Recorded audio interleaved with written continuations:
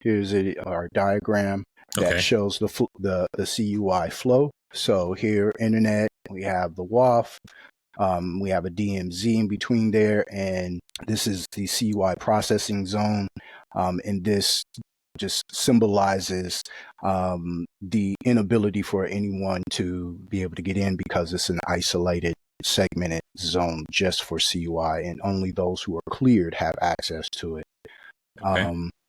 When we have the DLP inspection, all egress goes through this inspection, and we also do a CUI pattern matching as well.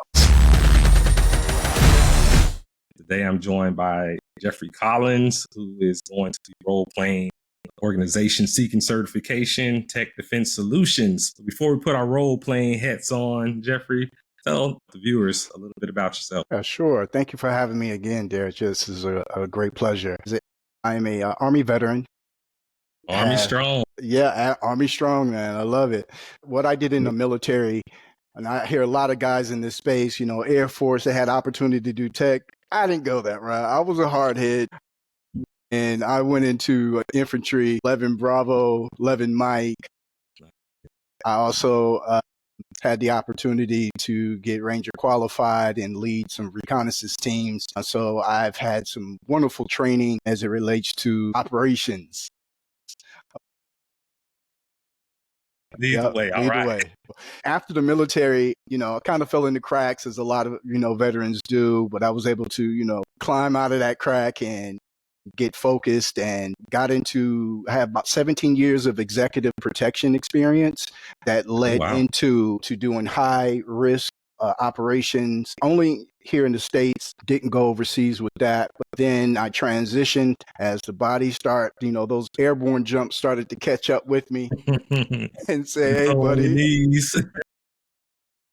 in the back and the neck, all of these particular joints, the connective tissue was really screaming at me. So I had to find something else to do that allowed me to sit down, and looking for something that was enjoyable. And so that's also going to be mentally challenging as well, and give the heart a feel good. And I went into accounting of all choices, and spent about 4 years there. I've done nonprofit and for-profit, a couple of startups there for about 4 years. During the pandemic, I was able to make a final shift where I was able to take my time after soon becoming 100% disabled veteran.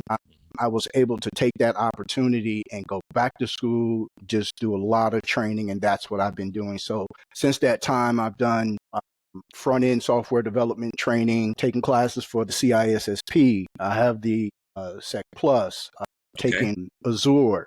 So it's been doing a lot. A couple of weeks ago, just received my bachelor's in IT in concentration of cybersecurity. Congrats. Thank you. So, like you say, Rangers lead the way. This has been a great transition from, doing it physically to now doing it electronically. So, absolutely. Rangers, CPAs, and assessors got to have that attention to detail. Got to have it. Ties it together. Yes, exactly. Absolutely. Well, awesome. Well, welcome, Jeffrey. We are about to put on our role-playing hats and give the viewers a taste of what it's like to go through a CMMC Level 2 certification assessment, especially now that CMMC is final. Effective date of November 10th, 2025. Be ready. These organizations. Absolutely. Let's do it. Okay. So, hi, Jeffrey. Thanks for inviting Aspire Cyber in to perform your CMMC Level 2 certification assessment. Your CEO told me that you will be doing the access control domain for this Level 2 certification assessment. Yes, sir. Really excited to be speaking with you today. I know it's about 6 of the requirements remaining from access control that you will be covering today. Yes. I guess a good place for us to start is a little more about your organization. At Tech Defense, I am an internal consultant where I focus on CMMC. Okay. All right.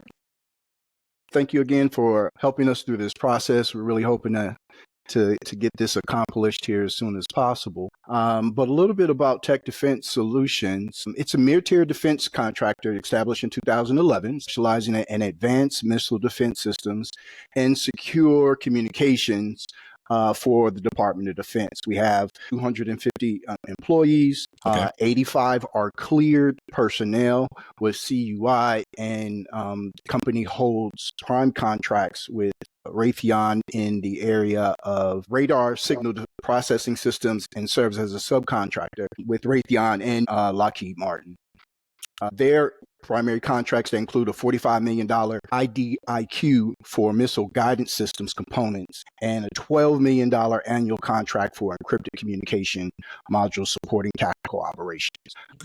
We are currently now operating in a 50,000 square foot secure facility in Texas with a hybrid cloud environment. It has maintained NIST 800-171 compliance since 2018 and is now pursuing a CMMC Level 2 certification to maintain that position with the defense supply chain. Okay, fantastic. Well, it sounds like Tech Defense Solutions is doing well for themselves. I'm going to be sharing the requirements. Okay, so starting off with ACL 2-3.1.1, so authorized access control to CUI data. Yes. Can you first talk to me about what type of CUI is Tech Defense Solutions handling? So our type of CUI is related to plans, advanced missile system communications systems. So we have system plans, communication infrastructure, that flow in and out of our networks between us and our contractors, our primes. Okay. All right. And is that primarily digital, or are you also printing that CUI? No, we keep everything digital. Okay. All right. That's good. We're going to walk through the requirement more. So looking at the assessment objectives, because as an assessor, that's how I'm determining if this requirement is met. How are you identifying authorized users to the CUI systems? Okay. So we have identified our users based on clearances. We have 85 cleared personnel with access to CUI. Okay. And so we manage them in a role-based access control via Google Cloud Identity plus activity. I can actually give you a sample of that access control policy when you are ready. You just read my mind. I was going to be asking about that. Beat you to the punch. Good stuff. And while you pull that up, does access control policy actually cover what system you're using? Like, is everything internal network, or what cloud service are you using? Yes, we're using Google Cloud. Okay. Yep. Okay. Google Cloud is FedRAMP High, so it meets that threshold. The FAR 7012 requires, if you're using a cloud service provider to store CUI, has to at least be FedRAMP moderate. Right. Cloud is FedRAMP high. So, okay. So you're in a compliant system. That's a good start. Here's the access control policy. Some of the highlights here to point out here is in terms of account management, to get into the weeds of your initial question. User accounts require manager approval and CISO authorization. Accounts reviewed quarterly by data owners. Privileged accounts require additional approval from security team. Service accounts documented by CMDM with defined owners. We have least privilege principle. Users granted minimum access necessary for their job functions. Okay. Access rights reviewed quarterly. Temporary elevated privileges expire after 24 hours, and all privilege escalations are logged and audited. Here's our account types. We have a standard user, CUI user, privileged, and service. Okay. Yep. It looks good. What is that provisioning process for new users? Let's say you have a new employee. How are they onboarded to get access? Right. Once they are cleared, we do have a naming convention process that we go through here. Okay. And that's actually which is one of the identity lifecycle management procedures. So we started from the beginning, where we have a format of the first initial, last name, department, the archive process, determination initiated I know this is kind of going backwards, but it's all in this one report here. User termination initiated in HR system, account disabled immediately, account moved from archive users to OU. Retention is temporarily for 2 years. Username added into reserve permanently. And why I mentioned that is because of this example. Just say, for instance, we get somebody with the same name. Right. We do have a system where we'll add a digit to it to make sure that they understand that this is the second, and so there's no collision there. But essentially, in the way we establish that is for new users for username creation, first name, last name, department is the example. Okay. Who's responsible for submitting that initial request to onboard a new user? Then who provides the approval and who actually does the provisioning? Yes, the IT team does that after they received clearance from HR. Okay. And they handle that. So that's out of my particular scope. Yep. Okay. All right. Yep. But yeah, that lets me know there's separation of duties there. Absolutely. So that's what I'm looking for. Yes, sir. Some of these, you've already covered several of them. You know where authorized users are being identified. We haven't talked much about the processes yet. So those processes acting on behalf of authorized users, let's say service accounts or other automated processes, how are you all tracking those and making sure that they map them back to specific users? We do have the access control policy in place. Essentially, the policy establishes access control to the systems processing CUI. All user accounts require manager approval and CISO authorization. Okay. Before they actually go to IT, they go through also that other layer of manager approval to the actual management of the department that employee is going to, and then it's also signed off for a final look for the CISO. Okay. And one of the follow-up items I'll have for you in terms of artifacts to look at, it will be a live demonstration next time I come on site where you can show me in your Google admin dashboard the user accounts, and then within there, like I wouldn't see like a service account or automated account that's not assigned to a user. Right. Is that correct? Okay. That's correct. I do have an example of the account types. Okay. And I also have in terms of the policy here. All right. Let's Q3. Yeah. Q3. As an assessor, I love artifacts and evidence. So CMMC is all about show me, don't tell me. Right. You're off to a good start. Absolutely. Here's breakdown of that of a review that we do. Okay.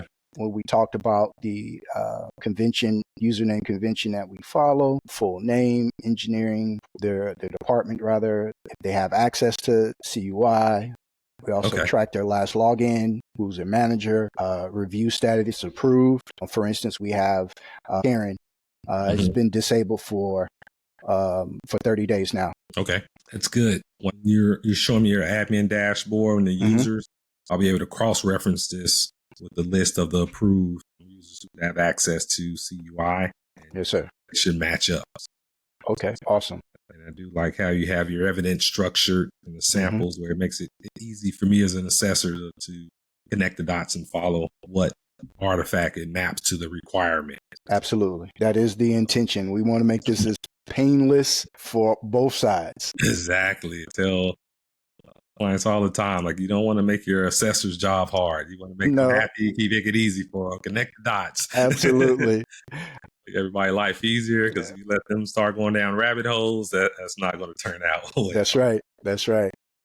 Okay, so it's looking good for access control. I do have one more question for 3.1.1. We haven't talked yet about the devices that access the system. Talk to me about that. The devices that we have access to. As far as are you allowing people to use their laptops, BYOD? Yes. So, for those who have access to CUI, they do have company laptops. Okay. That was definitely mandatory. We are segmented in terms of networking. So some of the employees who are not cleared do have that flexibility to bring in BYOD. However, those who are cleared do not, just because the stakes are high. That's essentially what we have in terms of devices. For the employees who are permitted to bring in BYOD, can they access the CUI on their personal device? No. Okay. No. How are you all limiting that in terms of what's preventing an employee from logging into their Google Workspace account from their personal device? The devices has to be approved. It's not even in terms of when they register initially, they're only registering from their laptops and not from their devices. So the system would not even recognize their device in their attempt. We'll log it.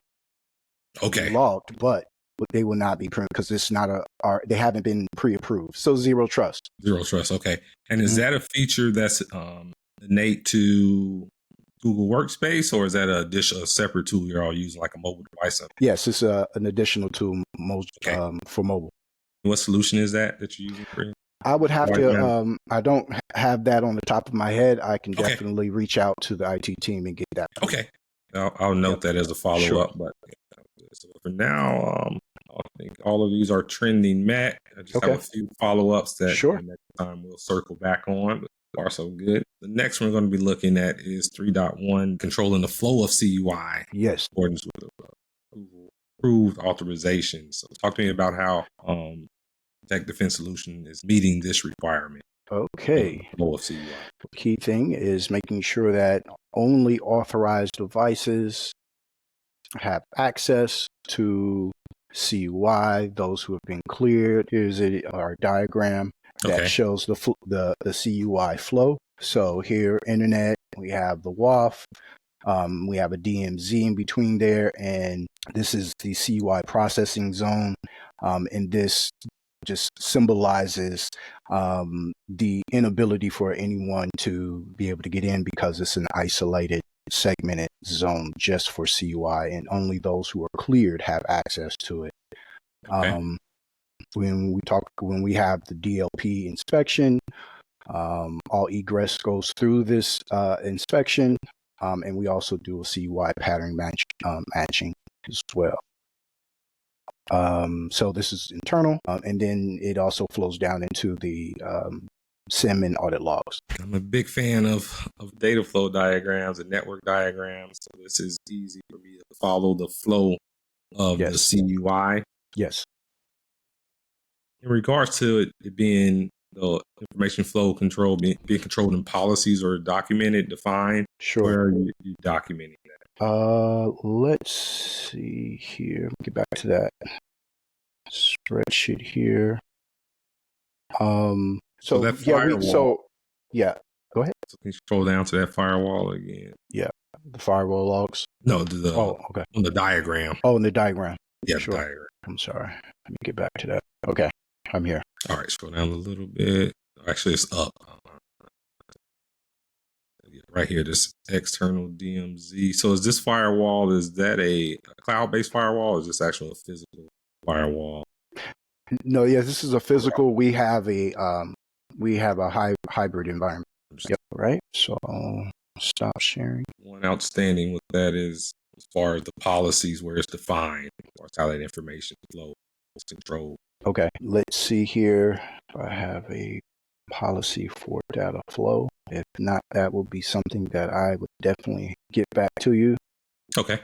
That is not on the list here in terms of policy, actual policy. So, okay. Another way you can demonstrate that is showing where in the firewall where the internal and external traffic deny all, and then where it's permitted. That's another way. Right. So we do have what we do have is a remote access monitoring report. Okay. That might give us a little bit of insight of a sample of what those look like here. You can see that well?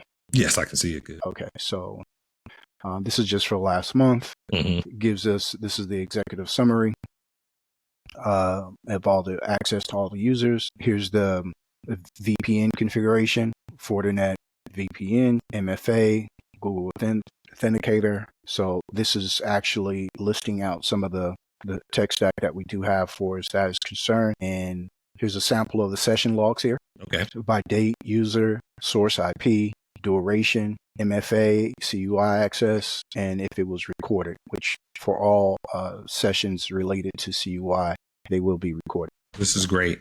I think the last artifact I'll need to see when we meet again, it's just going to be the firewall rules. Okay. Showing me that we'll have like a deny all, and then showing where external traffic internal is allowed. matching up those rules, showing where it's defined, and that you're controlling those connections, internal and external. Okay. Yep. And we do a external connection inventory and monitoring as well. Okay. Here we go. Right. So this is the dashboards of external connections, and this gives us the registry of connections, vendor ID, vendor, what type of access they have, whether it be VPN or API, CFTP, the purpose, as we talked about before, whether it be related to communications or some plans exchange, CUI. We are able to also identify if the CUI is scope in terms of CUI scope and purpose. Here it is. And this is how we're able to confirm the attestation of that and what frameworks. When it expires. Very detailed. Yeah. When it's expired, the status, active, expired, and if it's being monitored or restricted. Awesome. Now, what tool are you using to pull this report? This tool. Or the monitoring. So this particular tool here is a custom. There's a reason why I'm an internal consultant. Essentially, this tool has the ability to pull in and customize those that data coming in, whether it be from the SIM, from the logs, even from scuba goggles. Also, if we needed to, if there was some requirement based on one of the interactions with another enterprise client or something like that, if we needed to make sure that they are also in compliance, maybe they were ISO 27001, then we can also map those controls to make sure that they're in compliance as well within this report. It gets in pretty deep. I can include several different frameworks to make sure that the data is being mapped into those controls based on the frameworks. Really impressive. Very thorough. And what's the name of? Do you have a name for the tool? It doesn't have a name yet. Okay. Actually, just for this demo purpose, this was for Aspire. So this is definitely a custom tool just for this Mac tool. Yeah. So exactly. Yeah. That's exactly what this was, just for Aspire. So this is a sample in which, is on my GitHub.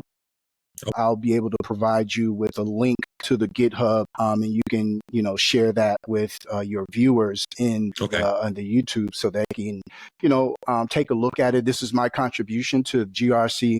So, but this is just a demo. A lot more needs to be done in terms of, deciding how we actually pull that data in. And that's a lot where the work is done. So, but this gives you an idea of exactly what can be done with the tool. Press so far, so let me know when it goes live. Yes, absolutely. So moving on to 3.1.6. Okay. Non-privileged accounts for roles when accessing non-security functions. So for this one, we want to have those authorized users who can access CUI. If they have any admin privileges, they should be using a separate privileged account. Okay. How are you all addressing this requirement? So we tested 25 random workstations initially to make sure that they all locked out at about 15 minutes. We also perform a session lock test.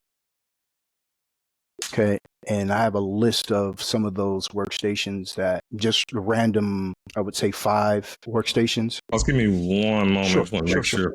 Okay. And saying that y'all have that the admins are using a separate account when they log in. They don't use the standard user account for doing security functions or admin. Okay. Absolutely. All right. Yes. Let me know when you're ready. Okay, I'm ready. So yeah, in regards to like the non-security functions, being able to identify those, what are those standard processes that users are doing versus the privileged functions? Like if you're viewing a firewall or the SIM, or how are y'all addressing that to make sure that there's separation of duties and they're not using the same account? Absolutely. So the admins absolutely don't have access to crossover into any privilege that is separated. And so privilege also does not have the ability to move into the admin in terms of escalation that has to be approved.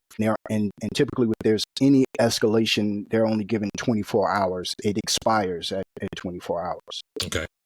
Is there any way for y'all to check, let's say there is an admin where make sure that they're only using their admin account versus their standard user account for privileged activities? How do y'all track that? So that is also tracked in the identity lifecycle management procedure. We definitely track that. I believe those are also coded into the firewall rules. I have a sample here of a log extract for this where we've seen situations where there was rule modifications and verifications where people will block connection apps, audit trails. I know this is useful to be able to show. So this is the extract. Again, this names the device. This provides location, time range, system, obviously date time group, system, what was going on, triggering beginning attestation expired. It shows that there was a connector, for instance, in machines, for instance, this is GRC connector, policy engine. All of these are all systems that are connecting to the firewall and not people. Jeff, so you were talking to me about how y'all are addressing session locks, so ensuring that the system that employees are using, let's say it's their laptop or terminal, that it locks automatically. How do y'all enforce that configuration? We test it by doing a test of out of the 250 workstations that we have. We did a 10% sample across all departments. So these are a sample of the test results of the different workstations here. We're able to identify the user if it actually, the timeout setting, the result if it passed, and the particular lock time. That was done by another security analyst. Were there any other artifacts you wanted to share related to the session termination or session lock? No, I think we're complete there. Okay. I know you touched on earlier about preventing the reuse of accounts. Yes. Tell me a little more about that, and if you had any artifacts you wanted to share. Sure. We talked about this briefly earlier about user access, and that's handled under our access control policy. Okay. Yeah, and that all user accounts require manager approval and CISA authorization. We are using the least privilege principle in place. Okay. Users are granted a minimum of necessary job functions. Access rights are reviewed quarterly.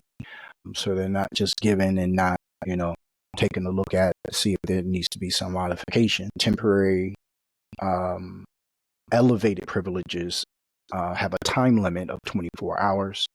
And then all privilege escalations are logged and audited, and essentially the sessions are recorded, especially with CUI.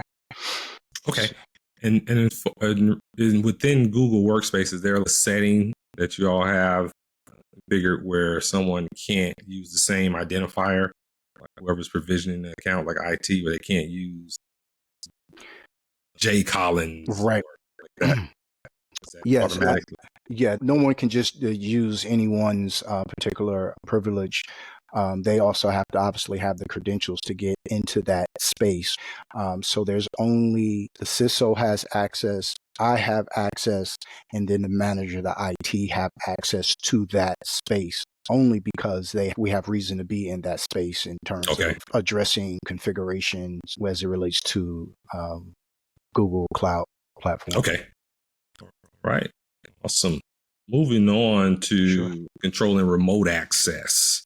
Yes. Monitor and control remote access sessions. You showed me a couple artifacts earlier, but let's dive a little deeper into that. And just, first, talk to me about how remote access sessions, how you all determine which ones are permitted versus the ones that are not permitted. Okay. So it's so we've had, I would say, at least in this past period, of August, we've had a total of 427 remote sessions with 67 unique users, and CUI access sessions 89, and we've been able to also detect 3 anomalies and with 0 incidents. Those who have been given permission to get access to that have credentials to the Fortinet FortiGate VPN. Okay. And we're also using MFA. And we also trigger the session recording for enabled privileged users. And then there's a 30-minute idle timeout. And the encryption on that is ACS 256.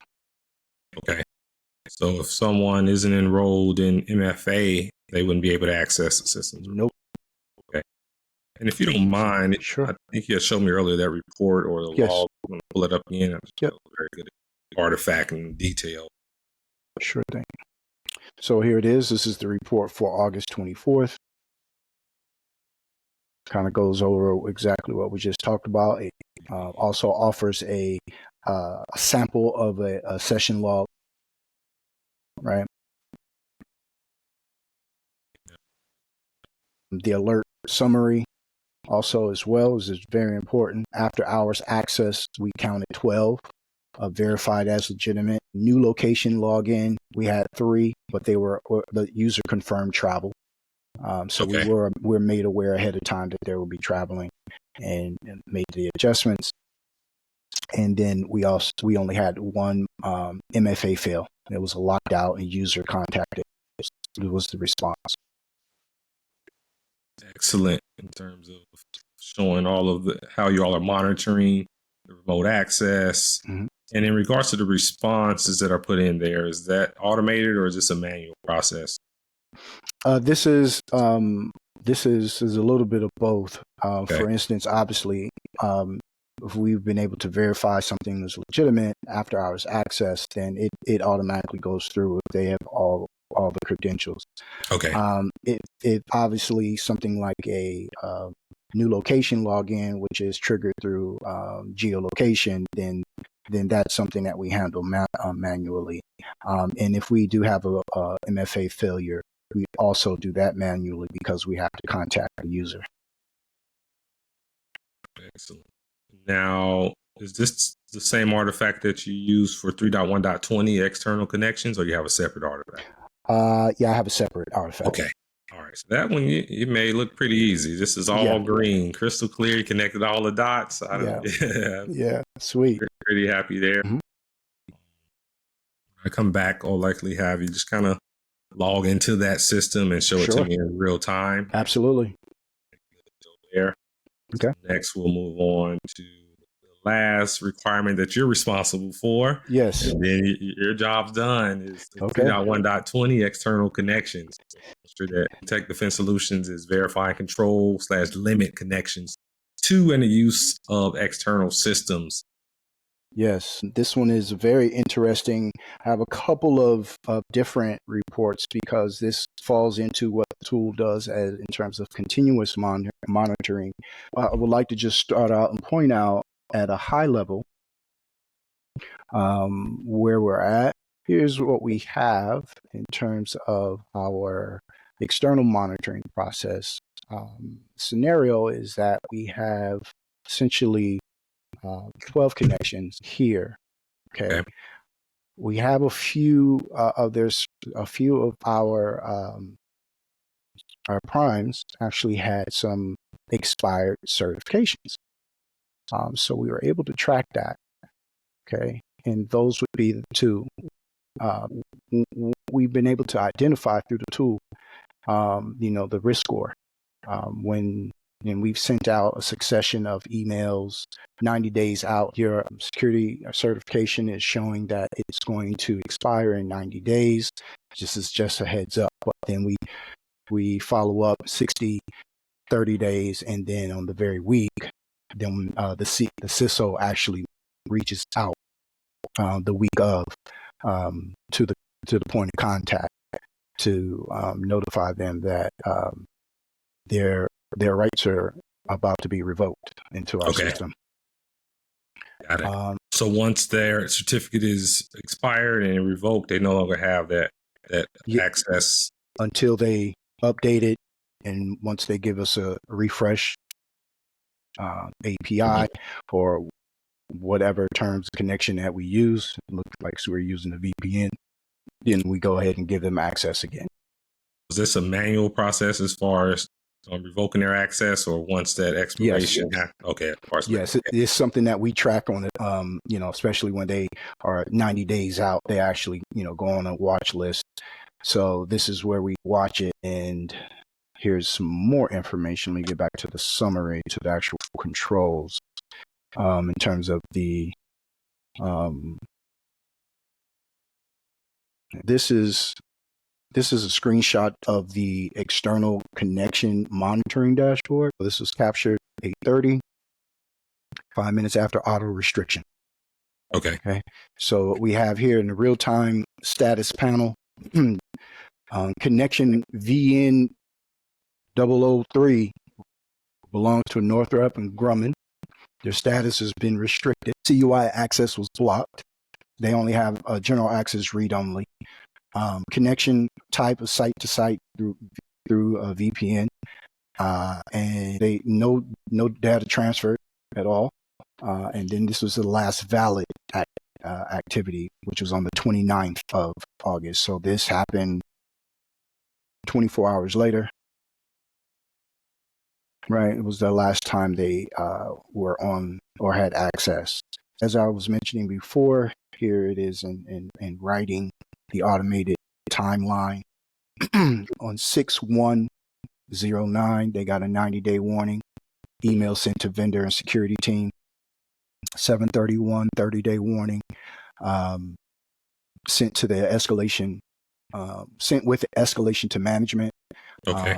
On then 8/23. 7-day critical warning where the CISO is notified, as I mentioned previously, and the vendor was contacted directly. 8/30, testing was expired. System detected the expiration just through us running this on a daily basis. And yes, once we notice that, we execute that. So it's auto restricted as well. Okay. Yep. Wow. A very detailed report. Yeah. Assessors like details. Yes, I understand. I understand that all too well. We mentioned some of the automated actions that were completed. Firewall updated, CUI access revoked, vendor notification sent. Incident was logged under this particular number here, identifier. Compliance team alerted, evidence package also generated. So here's what a system alert would look like. Severity would be high. Here's the timeline or date time group for it, and it leaves notes for this particular external connection. VIN 003 has been automatically restricted due to expired security attestation. This action was taken per policy, AC policy 3.1.20, without human intervention. Okay. All right. Outside of these external connections, employees, how are you all monitoring their external connections, systems they're accessing external to your system? So let's say their social media, other websites. How do y'all handle that? Yeah, so proxy or something like that.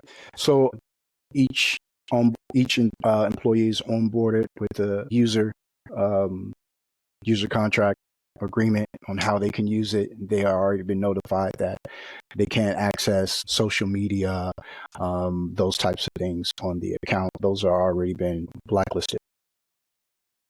Okay, so they are blacklisted. So you're blocking them at the firewall where they can't go to Facebook. That's correct. That's correct. Exactly. Fantastic.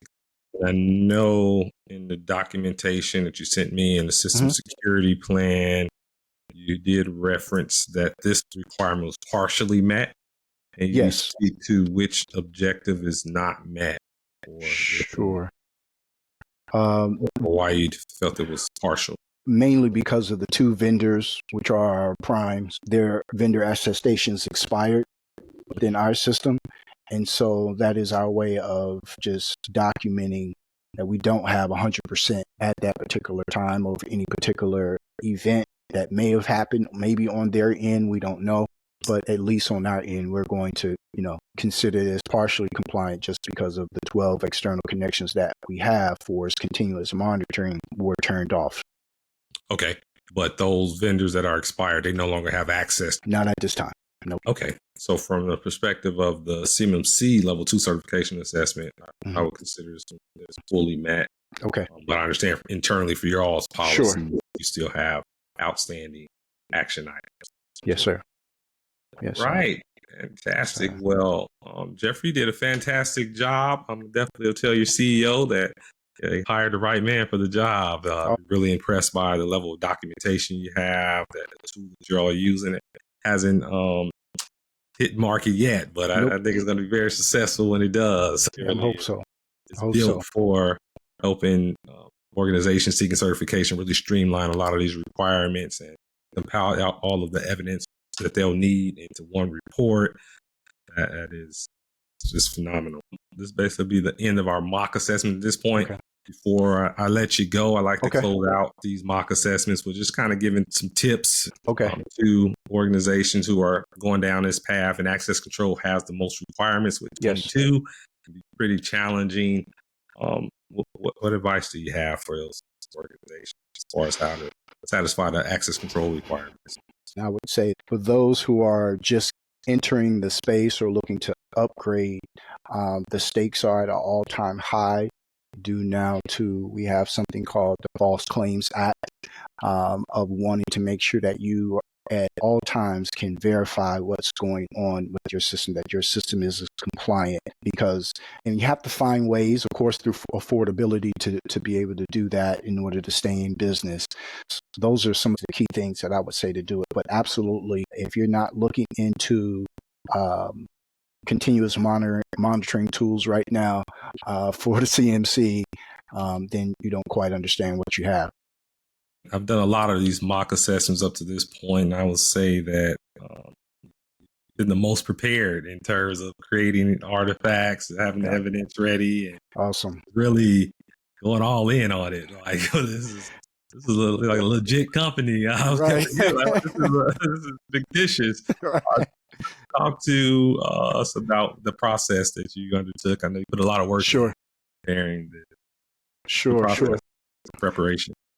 Yeah, my philosophy really started out with the problem. As I understand GRC, and I haven't held an official GRC role, but just through my theoretical perspective, what I do have is, from the accounting space, we spent a lot of time trying to translate data from one system to the next. And if I'm not mistaken, I saw a quote that said that there's anywhere between like 70, maybe 80% of the time of GRC analysts are spent on translating data so they can integrate it into a better form, or a human-readable form, so that everyone, all the stakeholders can understand what and how their compliance is affecting their bottom line and their business objectives. So that's where I came from. Try to find a way that brought in all the data, and then once it was converted,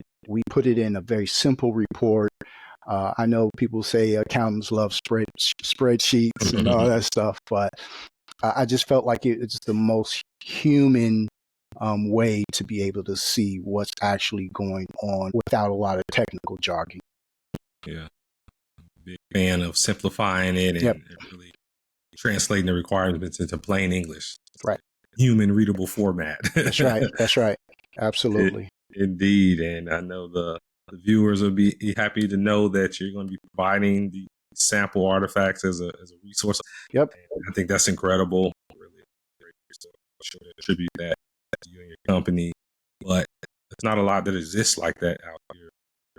Because with CMMC and like the real assessments, that information is proprietary, confidential. Right. No one's sharing that publicly. Exactly. For us to go through this exercise for a fictitious company, now you can share it and you can give these other organizations ideas of how they can meet the requirements by modeling the type of artifact.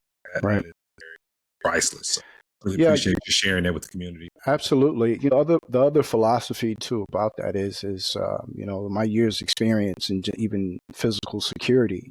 If one aspect one domain is secure could potentially cause other people to feel insecure. And so with the great responsibility that we have right now of, protecting the U.S. infrastructure, I think we have to share, information that's going to help support each other, because we just never know if an attack actually happens, or when it happens, how it really will affect not just companies, but everyday citizens as well.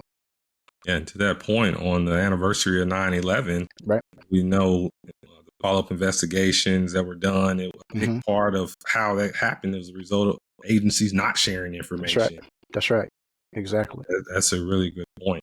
CMMC, we all have the same goal to protect our national security and to support the war fighters. That's right. Stakes are high, but we have to work together and collaborate. You have to. Leading by example. That's what those Rangers do. Lead from the front. Yes, sir.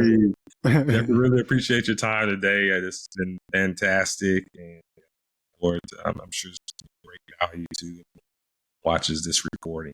Awesome. I really hope it does. And I just let everybody know I'm open to collaboration on and improving this. Maybe this is something that we can do within our network, figure out different ways. Every system is different, but we do understand we do have the ability to customize this to meet the needs of your contractor or your client. That's a good idea, because within the CMMC Professionals Network, we are in the process of working on putting together like a CMMC clinic, kind of pro bono work for organizations. They have the compliance requirement, but they can't afford it. Yeah, this can potentially be a testing proving ground for I would love to do that. I would love to do that. All right. Absolutely. I'd love to do that. Do it. See? Yeah. A good idea come together. Just showing up and that's it. And leading with value. So. Absolutely. Well, I really just want to say before you log off, thank you again for just giving me the opportunity, or even considering me to, present it. And that's why, I didn't want to, shy away from actually, showing up at 100% and delivering some value to the community, but also for your channel as well. Yeah, I wouldn't expect anything less from a Ranger. You did 110%, 50% at the bar high. So I hope people don't get intimidated and say, No. That's it. No. Not at all. You have to get those reps in. Everybody has to get their reps in. Absolutely. If you receive value from this episode, I invite you to subscribe and like so that you're the first to know when we release new episodes. Also, check out cmmcproof.com to learn more about the arsenal of resources that we provide to equip you to conquer CMMC. We'll see you next time.